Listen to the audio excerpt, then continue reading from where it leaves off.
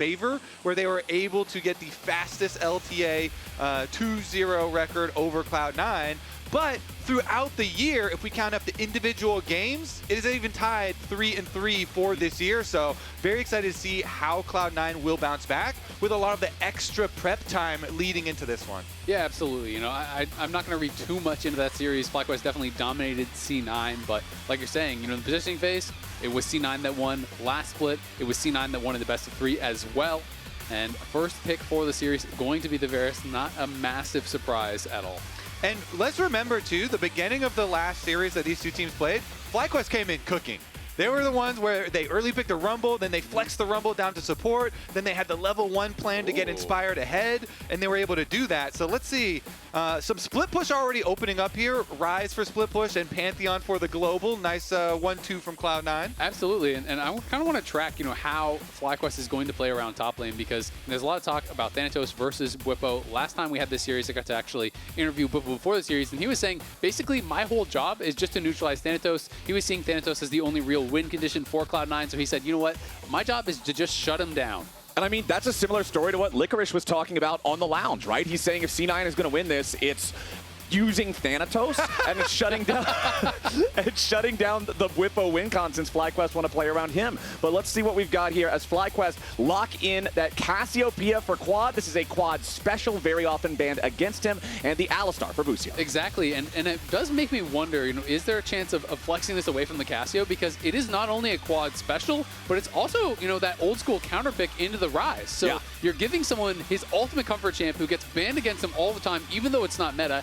and you're giving it to him in a matchup that is very favorable for him. It feels almost too obvious, so it does make me wonder, you know, if Thanatos maybe is going to take that Ryze and they're going to do something different like that to try to, you know, surprise them a bit. I love all the memes that the fans can make signs for and get in on this rivalry too. But I completely agree. With don't hide that. Be proud. with the Senna lock in here, you're getting another global ultimate from Cloud9. So they are tripling down on this strategy already. It also does mean that your early lane phase is going to be a bit weak, though. Senna pretty weak early on, has to scale up with the souls, and you're playing into a Varus. I'm expecting to see Nautilus banned is the #1 pairing, definitely with that Senna, unless they really want to cook. And the more that they're showing this early 3, I am thinking it's not going to be anything surprising with the Ryze. I think it is just going to be a 5th pick, potential counter pick here in top lane for Thanatos. You know, give him something that can split push, give him something that can really take advantage of that side lane pressure that they're going to be putting on here. You have the Pantheon ult, you have that Senna ult for the 1v1s. I'd really love to see them give Thanatos something a bit spicy in that 1v1.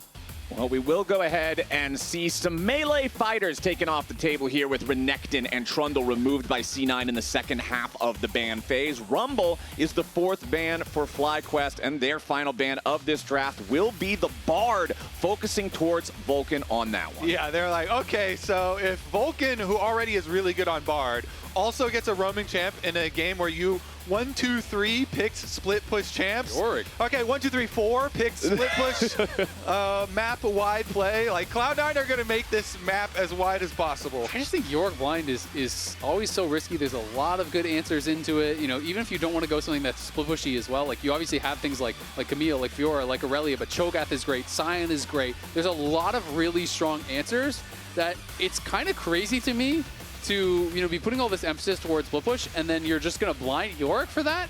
And so it is going to be Cho. Cho'Gath can literally one-shot feast the Maiden at level 6 when you summon it. And it is an over 2-minute cooldown. So it is really tough. Like, you pop the Maiden out, that is so much of your power, he just feasts that, instantly gets a stack, and it's dead. And I would have to say, because I 100% agree, this 5th pick better be a banger, because they didn't have to blind pick this. No. They are red side. They could red side 5 pick if they wanted to, and they're leaving it for surprise. Let's LS see. in the house here. LS joining us for the co-stream across the studio there, as we do have the Zhao locked in here for FlyQuest. Final pick of their draft is their jungler, and it's a pretty standard deal. As C9, we still got to see what is locked in for that support position for Vulcan. If it's Nautilus, it's just like the most obvious pairing with Senna. You know, I called it out even as soon as they pick Senna on 3. That is the most common pairing there. And it's looking like they've been sitting on it for a long time.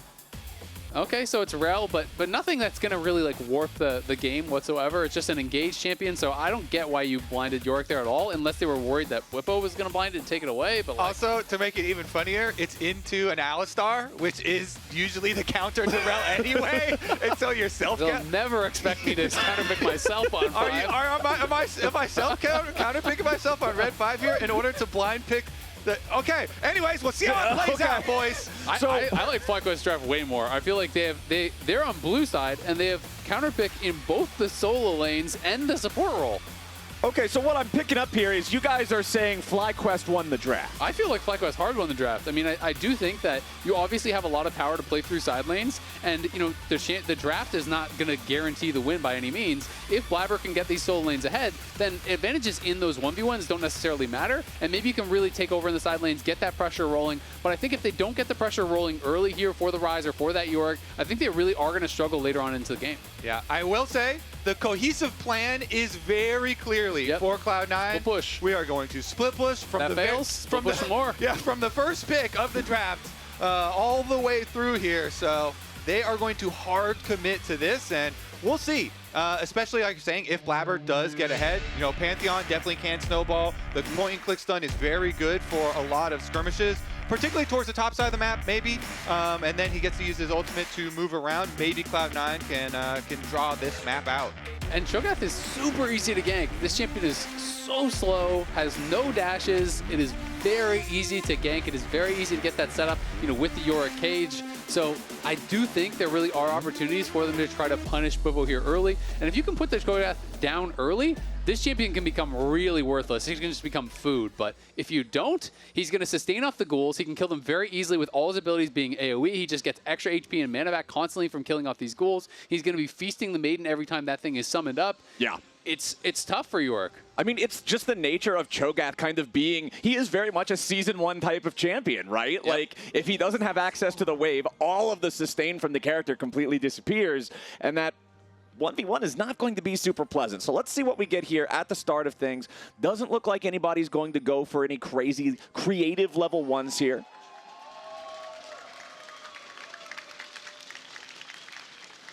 Yeah, they did. Cloud9, though, has so much information. So Cloud9, I do really like what they're starting out with. They got super deep wards on blue buff and on the Raptors here, and they're actually starting with a steal away for Blaber on the Raptor camp. So Inspired starting his Wolves on the opposite side, assuming he does go over to blue and Gromp right after, is going to get seen by that ward. And Cloud9 have decided we are splitting this map. They want to split it for bottom side, and the defensive ward on your red does see the Pantheon, so here comes Inspired. Yeah, so Inspired just went Wolves, and now he's going down. He's going to get the bad news here of the Raptors are gone, and obviously we'll be able to push him out as Busio comes over, so they will be able to defend the red, which is quite nice. Oh, but now there's already a problem. Quad just gets caught here in the river, or does he? Flashing forward for the Twin Fang. It's first blood over to FlyQuest mid laner. He sets the bait and reels it in himself. The defensive ward on their red buff sees it all unfold, and Blaber goes down for first blood already.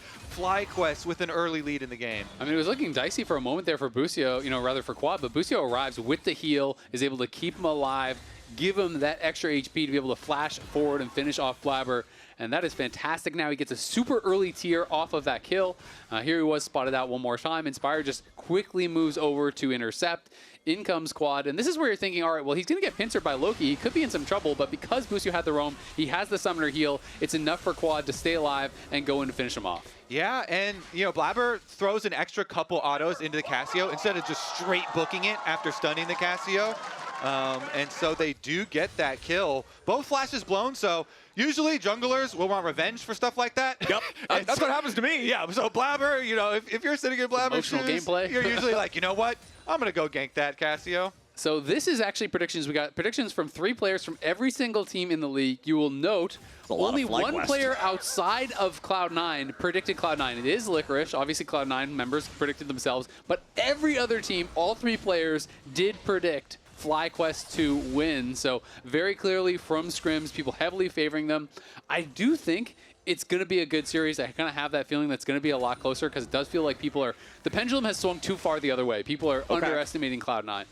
Well, there was also very few 3-2s in those predictions. 1 or maybe 2. So a lot of players not expecting this one to go the full distance, but I gotta argue against that perspective in this one. I would love to get the full 5, really see the fearless drafts be pushed to their limit in this series for the upper bracket finals, as Vulcan just takes a little bit of damage here with Busio and Massu trying to get the wave shoved in.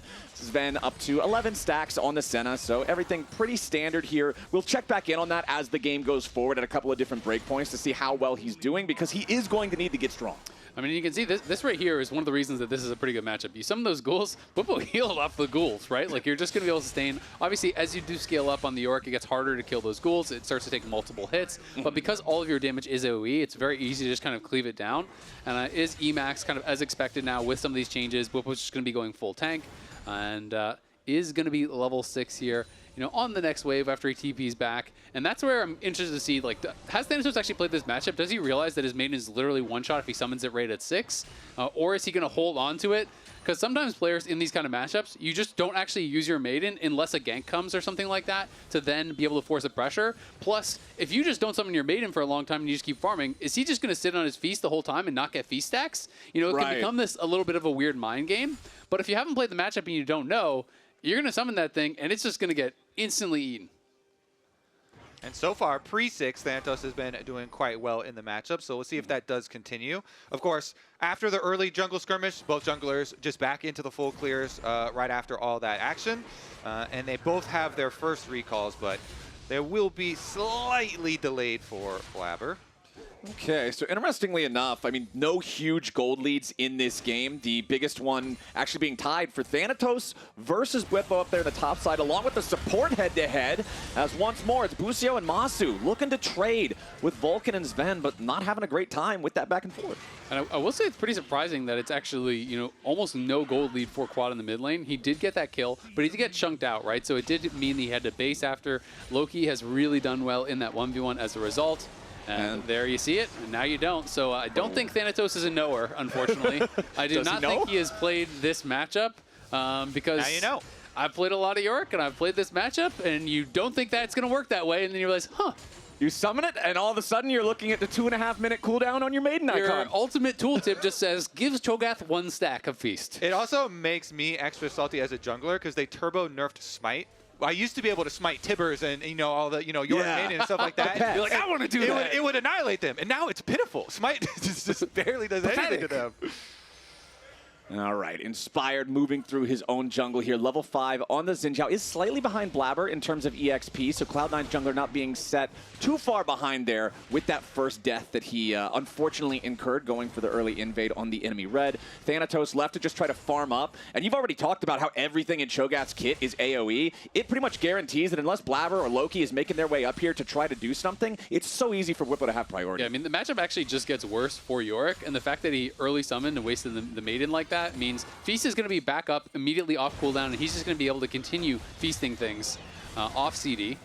Because I don't think we're going to see too much here. Vulcan wants to keep going for it, though. Massu having to spend both summoner spells as now Blaber ready to try to flash forward to grab the kill, and there it is, the point-blank spear to seal the deal. Loki's making his way into the fight as C9 now have a 4-man squad ready to go after Bwipo as he arrives with the teleport. Bwipo caught up in the rune prison now. The chain CC is extreme, but bodyguard Busio bails him out. That is actually so bad for Bwipo and so good for Thanatos as well, because Thanatos now gets a free push the wave. We do see quads moving up, but Yorick just blasts towers, and he does have Demolish, so he's probably going to get a plate.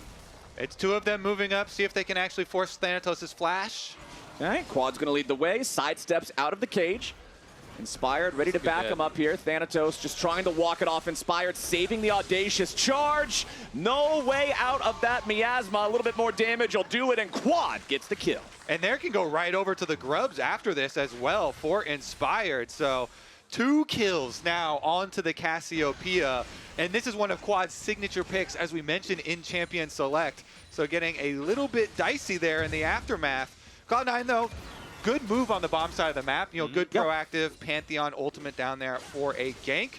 They already have spread out into their split push, so they left Loki on the bottom side to push in that wave at the tower. Yep, and you're going to see Bwipo's going back down towards bot. They have quad TB back out towards top to cover the grub take. They will get all 3 grubs here for FlyQuest. Going to be feeling really good about that. Obviously beneficial for your team, but also important when you're playing against Yorick to just deny it from Yorick. You do not want to enable his split push even more. He is going to spend an abnormal amount of time in those side lanes. Well, we will go ahead and get that extra little bit of plate money up there for Quad's Cassiopeia as well. Looking back over here at the mid lane, Massu and Busio both level 6. Only Zven also level 6 on the C9 side, though, as Vulcan still needs a little bit more EXP to get there.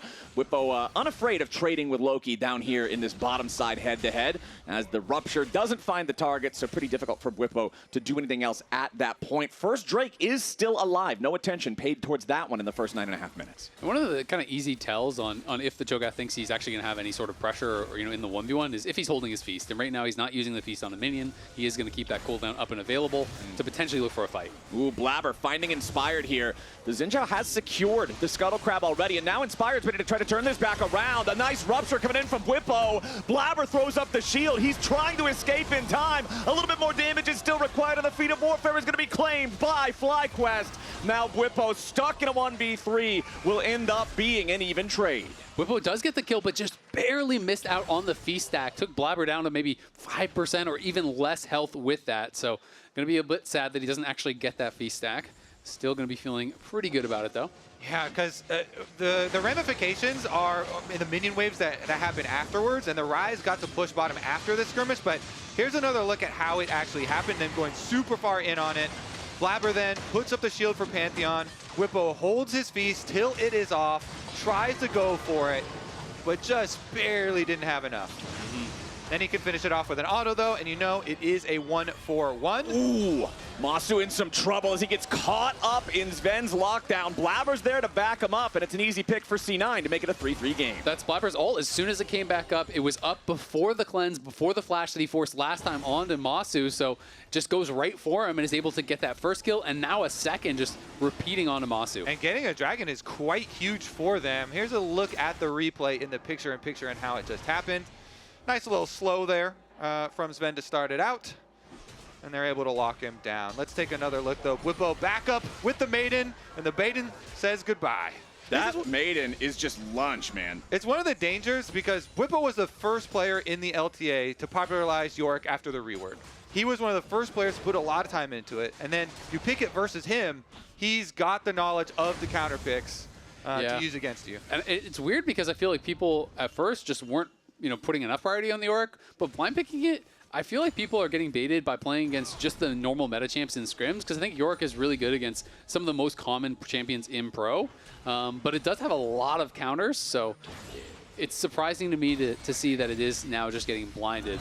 We'll see if they can make it work, though. Yeah, this is Vulcan committing a lot towards Bwipo's Cho'Gath up here at the top side and not really getting a whole lot back for it. That was the Magnet Storm, and Bwipo's still at 3/4 HP, just walks it off. He's chilling, and as this goes further and further, he is really going to be very hard to actually punch through for Thanatos. He will be kind of glued to the side lanes, and I will say, as you start getting more ranks into the Maiden, it gets past this point where you can just one-shot, but look at Inspired trying to zone Loki off with Busio. He's not just zoning, he's going in even further forward, but Loki gets his phase rush proc. He's going to continue taking this defensive stance as Inspired and Busio keep him further and further away, just allowing Quad more and more time to mine money through these turret plates as the third plate falls on the bottom lane tier 1 turret for C9. And the reason it's such a smart play for FlyQuest to overload bottom side is to continue funneling money onto this Cassiopeia. Quad is critical to this team composition, and as you can see, that is the biggest goal lead in the game. Continue to focus on that lane, funnel as much money as they can off of turret plates while they are still up. It has the Rod of Ages stacking, then the Seraphs is going to be stacking, and Cassio really does scale like a monster for the team fights. And I think right there we got to see an example, the opposite of what you were talking about earlier, Isaac. Bwipo knows he's got to take a recall anyway. He's got half health, he's got no mana, so he just munches the 3 HP ghoul for the free stack since the cooldown's up to get that one cycling back again. He returns back to the base. He gets his first purchase there with a Heartsteel, and considering these two have been scrapping back and forth so consistently, you'd think he should be able to get quite a few procs off of this. Yeah, absolutely. I mean, it's just kind of how Yorick works, right? Like you cue the enemy to get Graves. You obviously can do that with last hits as well, but you're going to be trading. Thanatos also did go Grass, so he went more the early game, kind of build here instead of going Conqueror, where you're going to scale a little bit better in those 1v1s. But really interested to see how he's going to be able to play this out. If he's going to be able to get pressure in the side lane, or if he'll just have to basically show up to team fights and just try to play it out as a Yorick in a 5v5. All right, Thanatos clearing some distance away from Busio down here in the bottom lane. Yet again, 1 minute until the Rift Herald spawns. That'll be our next neutral objective we fight over, with the Infernal Drake still 2 minutes out. Yeah, you can see on the minimap as well that play for the brush attempt, walking straight over the ward into top lane. Still there, by the way. He's wasted a lot of time. Yeah, he's channeling his recall right now, so he is getting out of there, but it is a decent commitment up to the top side. But then again, with Inspired, you always look at what was he giving up during that, and all his camps were fully cleared. The Raptors just spawning now, and Vulcan is actually there first on that spawn of Raptors to get the ward. So we'll see if this extra vision that Inspired does not know about ends up punishing him. Yeah, Blaber immediately moving forward to join back up with Vulcan. They know that Inspired's here. They're looking to at least try to contest this chicken camp, but Inspired has already secured the big one, and most of the small ones, these last couple, just going to be left on their loan. So those are just the Senna souls, never mind. Instead, those look like snowflakes. I don't know why I thought they were chickens, but C9 not really going to get a whole lot off of the vision that they placed down, as Inspired can just keep the farm going. The souls of chickens. Yeah, the souls of chickens were snowflakes all along. League of Legends. The bodies are already gone. Yeah, yeah, exactly. The poor little chickens are nothing but bones. A little bit. FlyQuest, though, with control of this top side river. You can see the control ward down in the line brush to the top side of mid. Scuttle Crab just now spawns as Massu, Busio, and Inspired will take care of that one first, and then continue trying to lock up these neutral objectives going after the Herald itself. And I'm expecting Bwipo to come down, get a feast stack there, because these neutral objectives do give you the unlimited cap feast stacks. It doesn't count towards minions. They will be able to take down this tower on bot side, though, as they are overloading this side, and Quad may have trouble actually defending here. They can keep pushing. Yeah, here comes Blaber immediately arriving with the Grand Starfall, but now C9, they know they probably won't be able to get a whole lot more here. A couple little Krugs randomly wandering into the lane as well. Yeah, they consciously used the teleport from Loki because they wanted to trade that Rift Herald for bottom side. The Dragon, though, is still 20 seconds away, so they will leave behind a bunch of this vision through the red quadrant in the jungle leading up to the Dragon. Maybe that will be very beneficial if there's any sort of contest from FlyQuest, but FlyQuest actually get not only the Herald, but a lot of damage on the top tower too. Yeah, not the biggest deal, but Bwipo actually used his feast on the Herald and missed it. So he didn't actually get the last hit there, and he was really close on the one on Blaber earlier. So those are the two uncapped ones that he went for and didn't actually get those feast stacks. So is a little bit behind where he would want to be with that. And he is going more for this aggressive build. So you can see he is picking up the Haunting Guys, and he is going to build a little bit of AP. Okay, we've got the Herald summoned up mid by FlyQuest to immediately force down the tier 1 turret, so they'll take that one, get a very slight gold lead off of it. Important to note here as well, it's the kills feat for FlyQuest, it's the turret feat for C9. It's all going to come down to these neutral objectives. FlyQuest is already at 2 with the Grubs and then the Herald that they secured, while C9 has the first Drake. So if FlyQuest can get this next Drake, it's also going to give them the boot reward as Bwipo just continues trading with Thanatos up here. The Maiden now with 2,000 HP, going to get knocked up into the air. Bwipo gets put in the cage, but he doesn't care about it a whole lot just yet. The Maiden still doing some good damage, though, back onto the Cho'Gath. Yeah, it is getting low, though, now, so it's getting close to feast range, so he's probably going to feast it again. You can't just one-shot anymore, but we're fighting on bot side. Yeah, bottom side, we've already got the fight over the Drake, as immediately it's going to be claimed by C9 and Blaber, but now he's got to be careful. The Rell Morph, Loki trying to get the rest of the team out of here, as now Blaber's going to be caught over the wall, and a beautiful shot from Massu to finish him off. That's 2 kills going for FlyQuest. C9 might have got the objective, but it's FlyQuest with the punish. Yeah, let's see what FlyQuest can do on the map in the aftermath. It's at least going to be some blue and Gromp steal away there for Inspired. You have to imagine Cassio will be given solo tower gold on the bottom tower that is down there as well to funnel more money into Quad. Again, this is 3-kill Cassio, 7 stacks on the Rod of Ages so far. Seraphs is fully transformed, extra gold being funneled in. I will say for Cloud9, like, they wanted to get some dragons so that they wouldn't have to get pulled over there later so they can actually do their split push, but they do get caught here trying to exit. Yeah, and the Miasma just barely tagged Loki as he was trying to dodge back and forth on that Realm Warp, but that is what canceled it. They both had to flash over the wall, but even with the double flash over the wall, they both die anyway, so that is a costly exit there for Cloud9. At the very least, lucky that Blaber was able to secure that Q Smite on Pantheon. Obviously a very good Smite secure. So he was able to claim it, but that would have been a disaster otherwise. I mean, man, we always talk about Quad with this pocket pick Cassiopeia. Teams always ban it against him. It gets through in game 1 here in this upper bracket final. He's off to a 3-0 start. He's got all the tools he needs to carry this game, as now the top lane tier 1 turret about to fall. Bwipo crashing the wave into that one. Brings the gold lead for FlyQuest up to about 3,000, not even 20 minutes into the game. I'd say they got to be really happy about the state of things. Yeah, absolutely. And you can see Quad, big early advantage here, over 1K ahead at 14.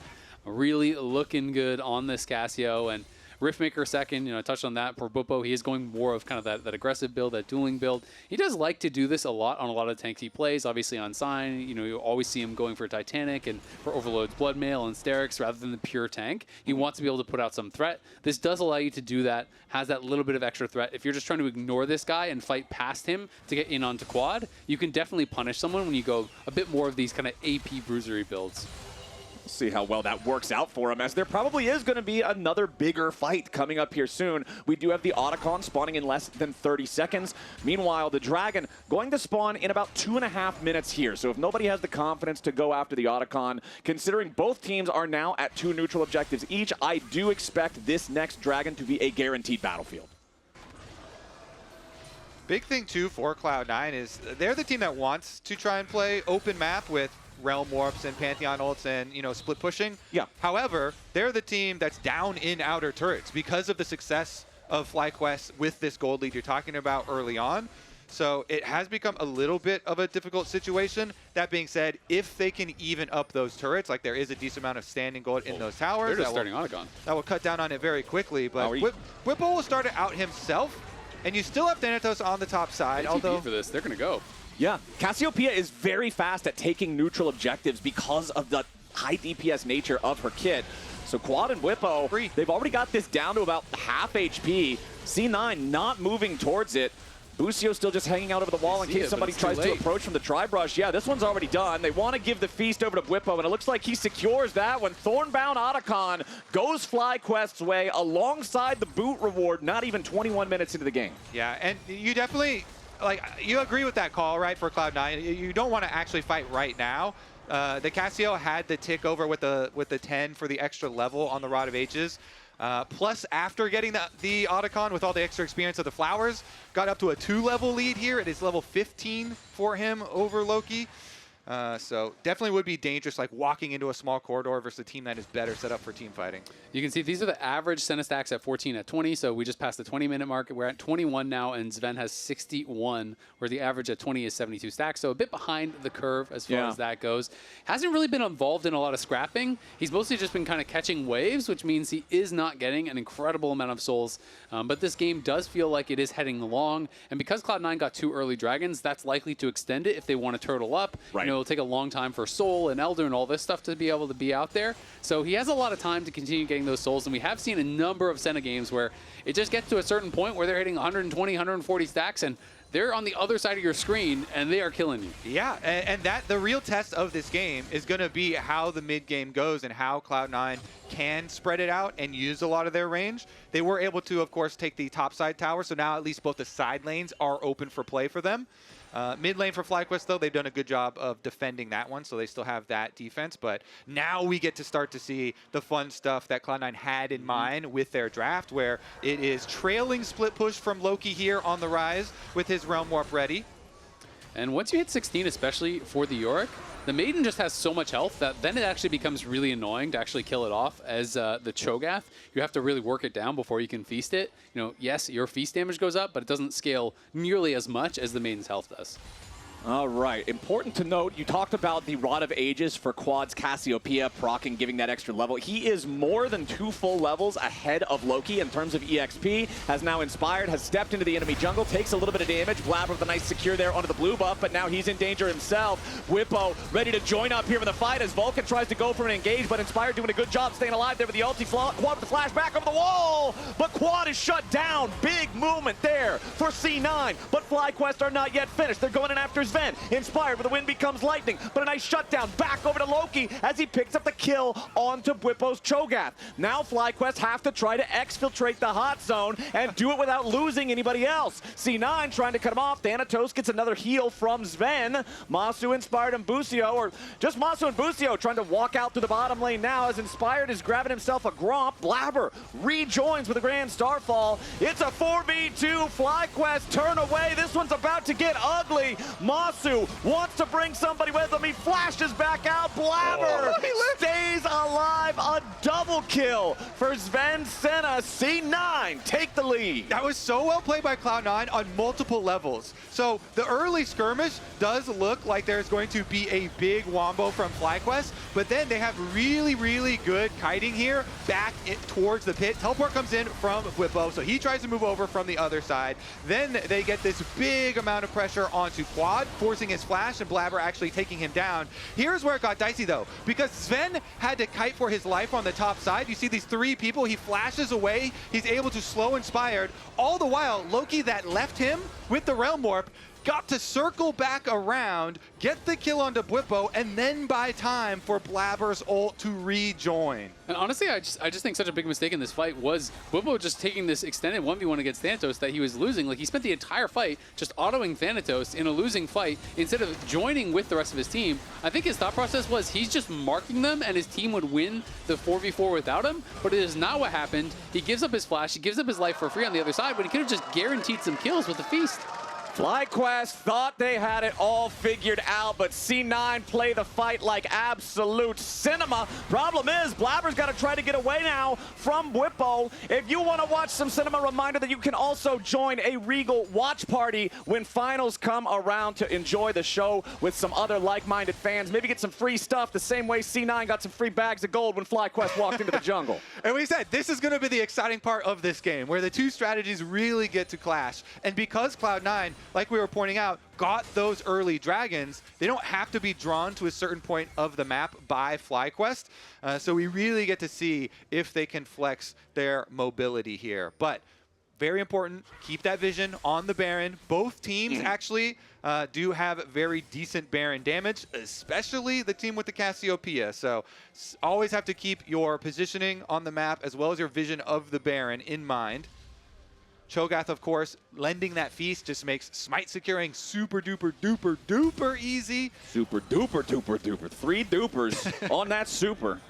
And Bwipo only has one non-guaranteed feast stack, though, because he wasn't able to get any from champions. He only got that one later. Now he's looking for Thanatos. Yeah, Thanatos about to meet a whole lot of FlyQuest pressure as Loki realm warps up into the lane, but it's still pretty hard to do anything here. You're still vastly outnumbered for the time being.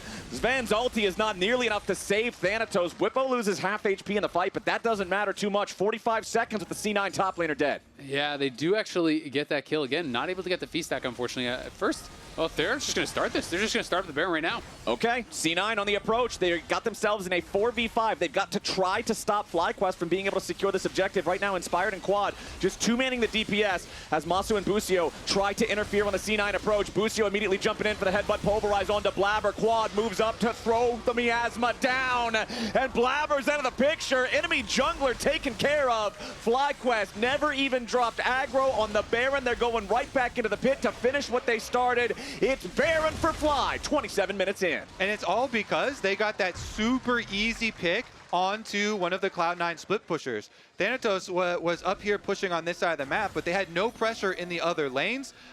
And so they were unable to get anything. Let's see, we have a little malfunction here. There we go. Yeah, we're back. They were unable to get anything for themselves while he got picked off. And so FlyQuest returned the Baron. Really good from them. Now let's see how much can they get with this Baron empowered pushing for them. The siege will be very easy. The dragon will be very easy as well. Well, we're kind of seeing the reality of what we talked about a little bit earlier with C9 at least being able to buy themselves time to not have to contest these dragons with the early ones they secured. This would be a whole lot scarier if you didn't have those first couple, if FlyQuest was now on Soul Point, or even worse, the Soul itself. But still, just tied up 2-2 in the Drake count. Bwipo going to move right back up here into the defensive position to neutralize Thanatos' split push.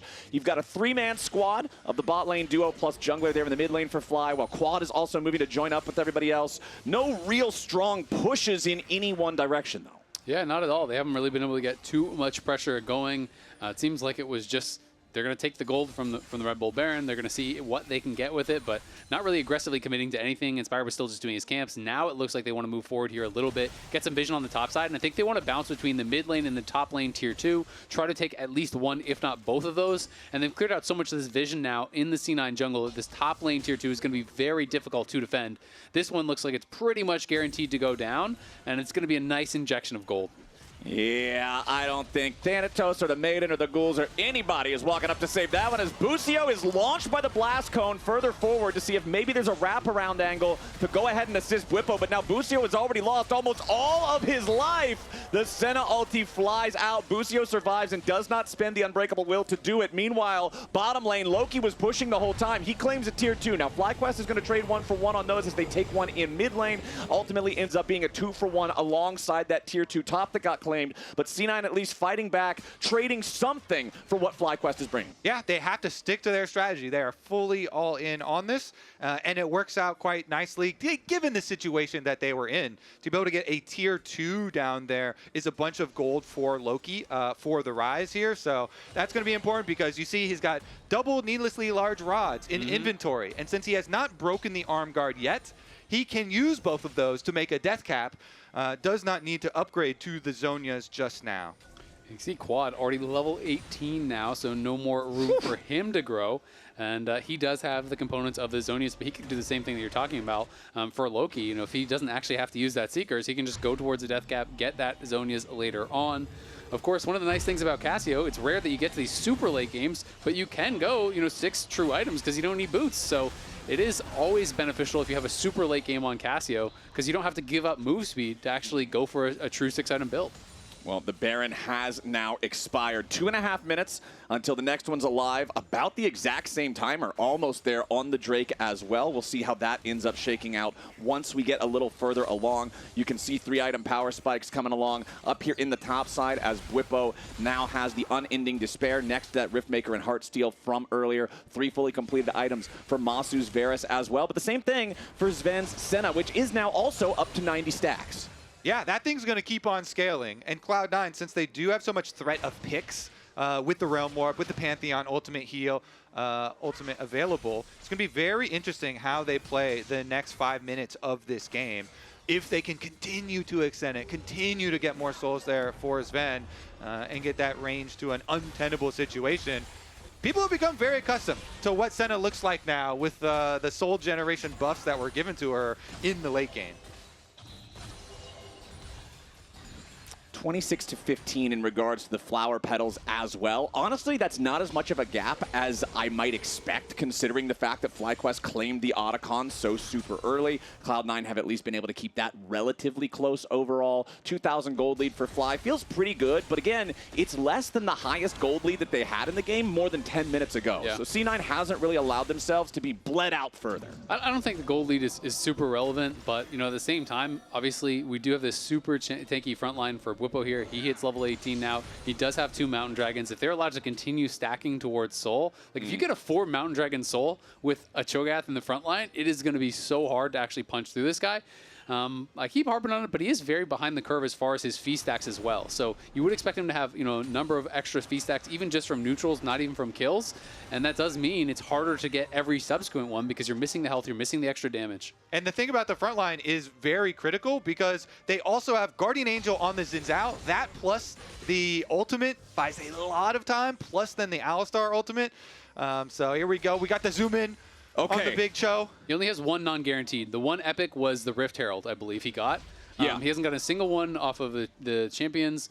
He missed. No, it wasn't the Rift Herald. It was. I think it was one of the. It was the Otacon. He got the Otacon one. He missed the one on Rift Herald, even though he was there. Hasn't been there to feast any of the dragons. Wasn't there to feast the grubs. Hasn't gotten any last hits on the champions. So definitely is a lot of a slower game for him. But he's obviously comfortable. He's doing his job. And Thanatos is the one that I think has more pressure to get something done. And I want to see Cloud9 continue to pressure side lanes here, because Dragon is up, and so FlyQuest want to go get it, but it is only number 3. They were making the move to try and pick Bwipo and try to play to this Baron side of the map, but FlyQuest are just pushing up mid to get mid-prow first.